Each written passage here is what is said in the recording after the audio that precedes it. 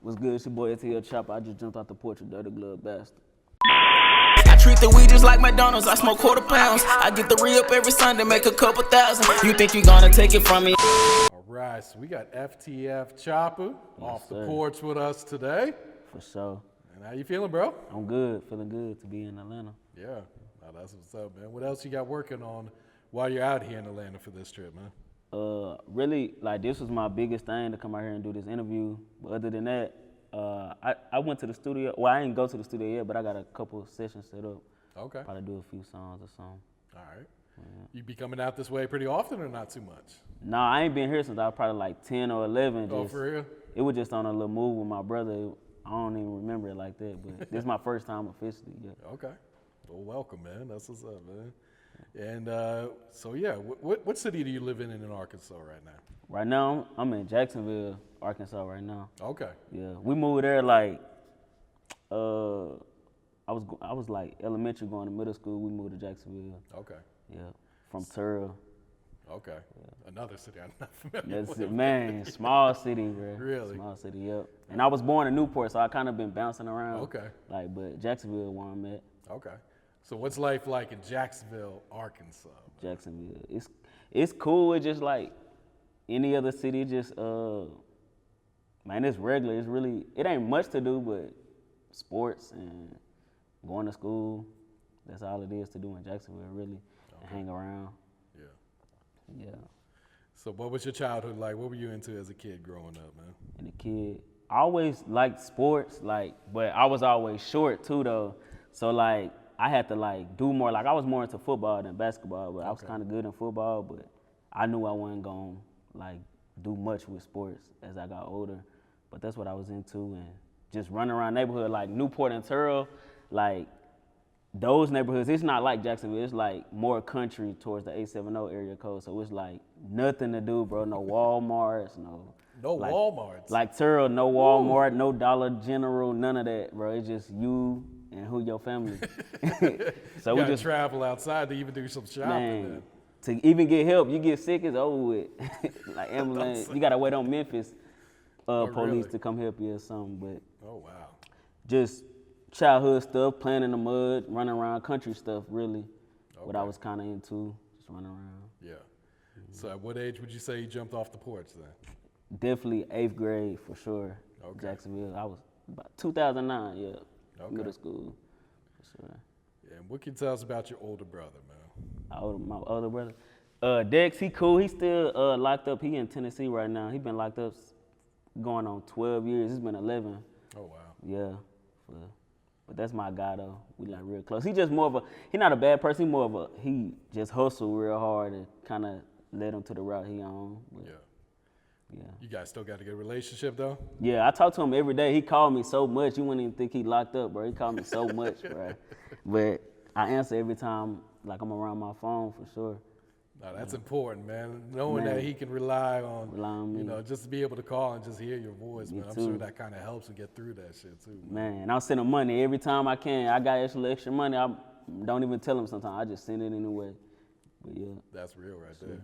Is he coming home soon? Yeah, he coming home real soon. He kept telling me, man, don't tell them when I'm coming home on the interview, man. I just want to come out like I'm Obama or some president. I'm like, all right. Yeah. That's going to be lit right there, man. Gonna be lit. So what would you say has been one of the biggest life lessons you had to learn in your life so far? Just keep going. Don't, like, get down. Like, can't really trust people past a certain extent, I guess, you know, because I've seen a lot of situations where, like, people turn on each other, certain things. Like, people now, they think, oh, he doing music now, he think he this and that. But really, I'm just working, bro. Like, I feel like I'm no different than everybody else. But, like, I got a little hustle to me there. I need money for this. As soon as you don't give it to him, it's like, man, that nigga this and that. That talk behind you as soon as you done with them. Yeah. But I kind of learned, like, just to keep going, focus on yourself more. No, that's real right there. Yeah, how do you feel about people asking to borrow money, man? Bro, I hate it. I ain't gonna lie, bro. I hate it so much. Unless I know, like, I don't like giving people money that couldn't give it to me if I needed it. Like, but like, if it's a close family member, like, going through some tragedy, I'm gonna help you out. I'm still gonna need my money back, but I'm gonna help you out. But I hate when people just ask you for money because they know you got it, and they don't do nothing but wake up every day, go smoke, sit around the house, but then see you get money, they want what you got. I was done with that at the beginning of this year. Yeah. Not giving no more money out. I can feel that, man. And all the people that's been flashing my money on social media, I need my money back ASAP. They've been flashing your money? People would get on Facebook and flash the money that owe you, had bro. just And borrowed, I'm like, let 'em bro, you owe borrow? me $20. You gonna hear everybody like in the comments, you getting it, ain't you? I'm like, bro, I need my money back, bro. That's wow. That's bold right there. Actually, Bold, man. for real. What would you say has been one of the biggest obstacles you had to overcome in your life so far, man? To be able to sit here on this porch today. Just really knowing that it's more to life than what you know, like environment-wise. Like coming out here, I see a lot of like self-owned business people. Like, hey, I do this or I do that. Like constantly, like it's more to life than just waking up every day, going to work for somebody for $10, two $5 bills, bro, every hour. Like it's more to life than just what you was taught was right. Go get a job, work for somebody. That's not how you get rich to me, you know. Yeah. But that's the biggest thing I had to overcome. Just getting out of what I was taught was the right thing to do. Just be myself. Yeah, that's so true too, man. All right, so how long you been rapping, man? When did you first start? Bro, I always was like making music. I mean, not making music, but like rhyming and stuff on my desk in class, just making noise. But I ain't start rapping for real till 2019. I dropped my first tape in 2019. And that was because it's a guy named Nino Fresco. He from Newport too, but like he an engineer, he make beats, he produce, he do all that. But he was doing it at Gutter TV Studios. Okay, shout out to Gutter, man. Shout out to Gutter TV. He did my first interview. He real, that's my guy. Okay. Yeah, that's my guy. But he did some work with him or whatever. He was like, bro, you need to be a rapper, bro. You got money. You need to do that. So I started making music from then and just went from there. Okay. Who'd you grow up listening to? Who were some of your favorites, man? Boosie was always my favorite. I think he everybody's favorite in the South, kinda. Yeah, Sure. but Boosie for sure. I like Gucci. And of course Meek Mill. I think I listen to Meek Mill every morning. Like that's something I have to do because he give me like motivation. Then my favorites is like Dirk. I kind of like everybody. I was listening to Mo 3 before he died. He was hard. Yeah. People like that. Yeah, for sure. And YG turned me up. Okay. For sure. That's just a person like if I want to go do some wild shit or turn up, I'm gonna listen to YG for sure. Yeah, I got you. So what's the meaning of FTF? FTF, it just stands for Feed the Family. Like for me, I know some people use it for the family or however they do, but it stands for Feed the Family, which means I'm gonna get money however to make sure they eating or whatever. Yeah. But yeah, cause growing up, I always had both parents. Like most people think, cause I'm rapping, he probably didn't have a dad. And it's like both of my parents raised me the right way, of course, but we was struggling like a mug, bro. Like it was wild. Like we was struggling. I remember nights, it was just crazy, like struggling. But that taught me a lot though. Absolutely. So Feed the Family mean everything to me. Yeah. Have you turned that into a label, or is it more of just a brand right now? It's more of a brand right now, but if something happen, like, and I ever get rich, I'll make it into like a label or something. Okay. Depending on how that works out. But it mean the world to me, bro. It's like, I've been saying this since 8th or 9th grade, Feed the Family, Yeah. Feed the Family. It's kind of something, it's crazy to see it grow. Because if you go on Instagram and type in FTF, you got my FTF_Choppa, then you got a bunch of people that like to comment under my post that change their names to FTF. So it's really? like, yeah, it's motivation. Oh, that's love right there, yeah. And talk about some of the challenges that come with being an independent and a new artist as well, man. The most challenging independent for me is like, I ain't gonna lie, like, I didn't know music, it costs a lot to do music really, like, it costs a lot of studio time, just touring, visiting different places. It costs a lot of money to be independent, which is the biggest thing for me. And new artist-wise, I guess it's just being known, but I realized you gotta travel, go different places, because especially in Arkansas, like, I'm pretty sure Ed Dolo and Bankroll know this, like, they're not gonna support you in Arkansas until they see somebody else support you from somewhere else. They're not gonna, cause everybody, it's like crabs, everybody pulling each other down there. They're not bringing each other up, but that's the hardest part about being a new artist, just getting on, getting out there. Yeah. So I try to travel more. Like I've been in Denver. I just been everywhere lately. Just everywhere. Yeah, it's so true. It's like no one cares till everyone cares. Yeah, no one cares till everybody cares. Once everyone cares, it's like, oh yeah, I've been fucking with them, man. I promise you, after this interview, when I post it, I promise you I'm gonna get so much love out of nowhere, and I already know it. I know I am. It's wild how that works. It's wild. Yeah, so what's your thoughts on the music scene in Arkansas, man? Like you said, Freddie and Dolo, they kind of kicking down some doors, right, man? It's been a long time coming for you guys. Shout out to them. They real niggas for that. And most people hate to see that, but I'm the type of person, I love to see that. Like, they give me money, like, they from the same place we from, bro. Don't hate on them. Like, they opening up doors, because don't nobody know about Arkansas like that, to be honest. So it's like, in Arkansas, we're still the same. Like, everybody seeing that now, they're like, bro, I can make it too now. At first, it was, ain't nobody gonna make it from here. But now it's like, damn. Like, especially if you, like around the Conway area, you've been knowing, like me and Bankroll was getting our haircut at the same spot up in Conway when I was there for like 2 years. Oh, yeah. I was going to UCA for a little bit. But school wasn't really for me, so I had to get on out. But just seeing them come up like that, and they were one of the hottest labels right now, it's just like, bro, that can happen for anybody. Absolutely. For real. What's your thoughts on the music industry right now and everything that's going on? Music industry. I mean, it seems like it's more about, I don't even know how to explain it, bro. It's, from my standpoint, at first, like, I grew up, like, especially, like, listening to, like, Lil Wayne, like, the Young Money, stuff like that. I seen it at first as they was so rich, but now it's like, it's like everybody, like, beefing now, kind of. So it seems like, I don't know how they really explain it, industry-wise. It seems like it's a little clout game right now. Oh, yeah. It's like, it's not really even about the music. Yeah, it's not about the music no more. It's about an image. Yeah, image precisely, for sure. Man. Yeah. All right, so last year you put out this project, Still Disrespectful, man. Yeah, Still Disrespectful. That's the best. If I could go delete all my other music, I would, because that's for real. Because I listen to that other music, I'd be like, bro, I was sorry, bro. Why'd y'all let me do this? But Still Disrespectful, I really got in my bag and, like, put my all into that, like, real feelings. I wasn't trying to hide nothing or none of that. I was just like, bro, I'm gonna put it all how I feel, all on that tape, and that was like my biggest outcome. Yeah. I never seen that many streams or none of that. Okay, so you got good feedback on it. Good feedback, for real. Yeah. And Distro Kid paid me and everything. I was like, oh yeah, this lit, yeah. And I noticed you put disrespectful in all your titles, man. Yeah. Why is that? Bro, I ain't gonna lie.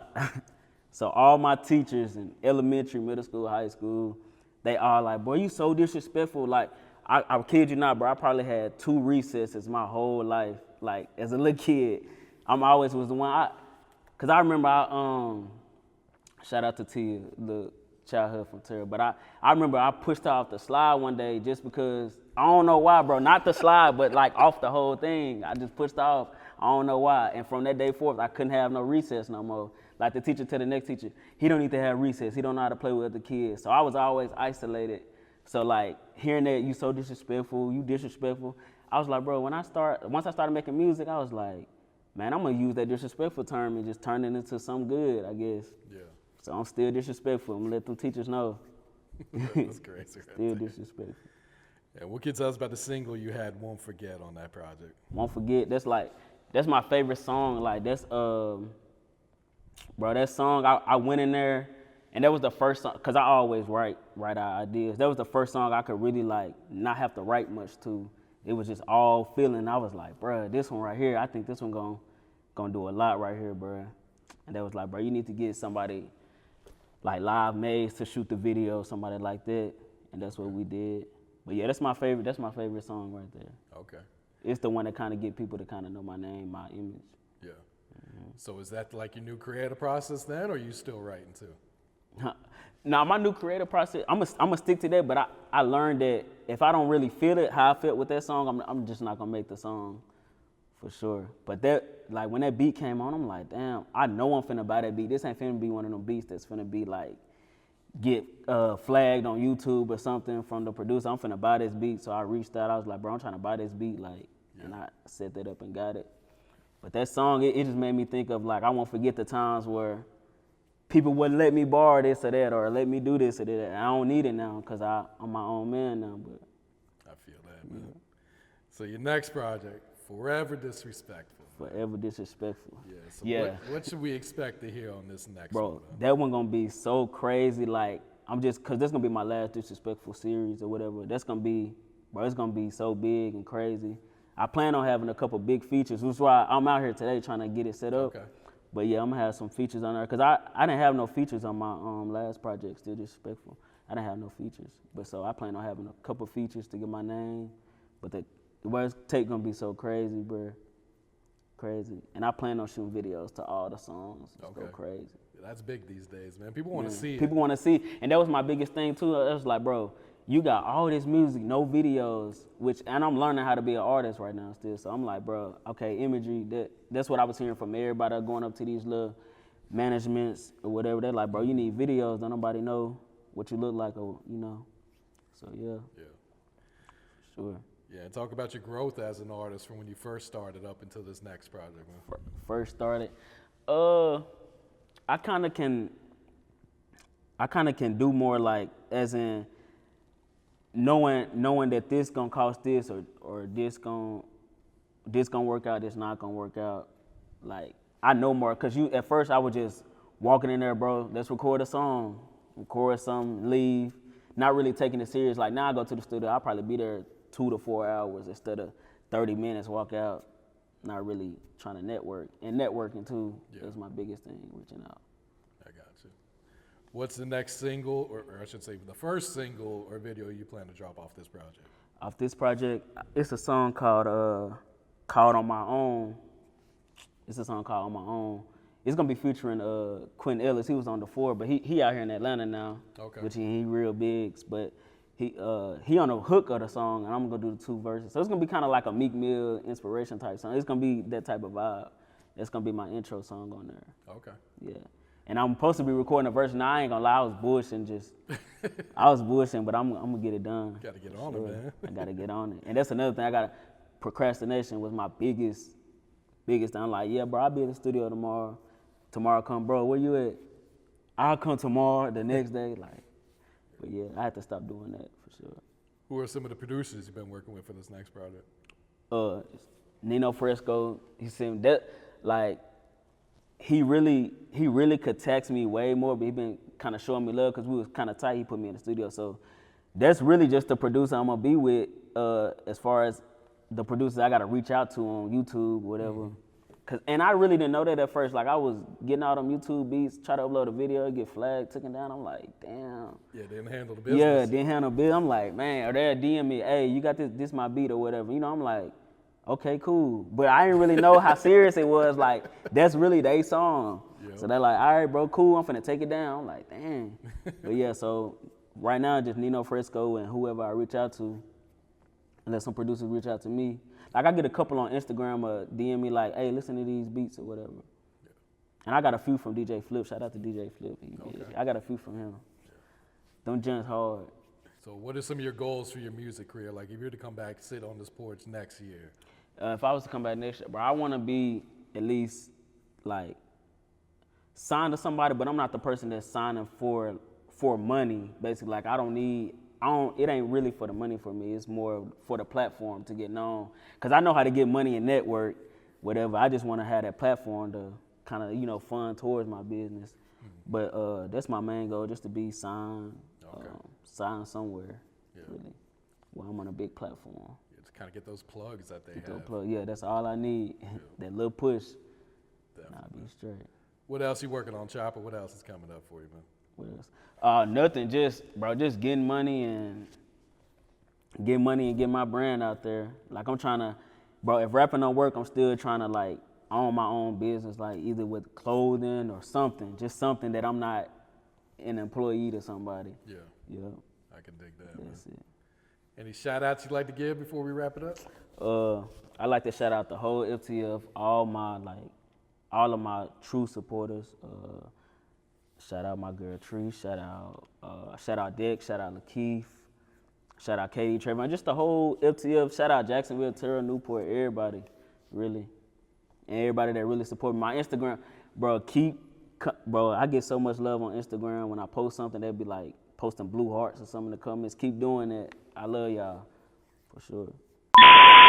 treat the weed just like McDonald's, I smoke quarter pounds. I get the re-up every Sunday, make a couple thousand. You think you gonna take it from me, I'm gonna lay you down. I told her, AK